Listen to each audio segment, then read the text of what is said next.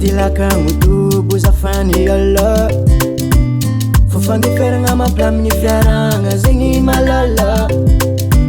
tsy midika zao risike ataonao adala fa mbola tsisy andro ialako aminao malala tsy avoniko anao zafatia tia tia efiako fona mampaia ia ia tsy avoniko anao zafatia tia tia efiako fona mampaia ia ia satria anao tiako bebie satria anao tiako bebio satria anao tiako bebia satria anao tiako bebi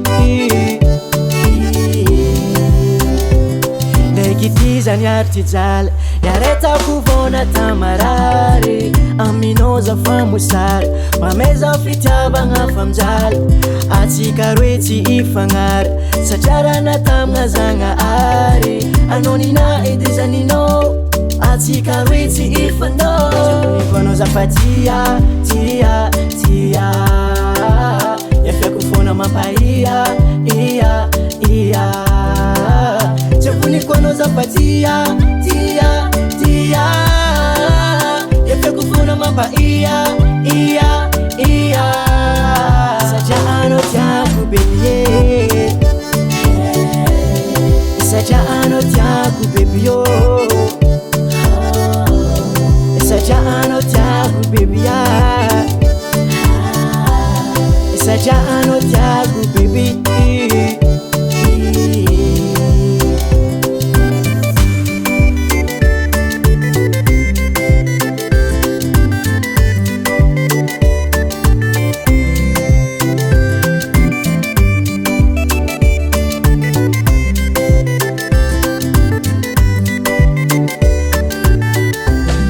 Satria anao tiako bebie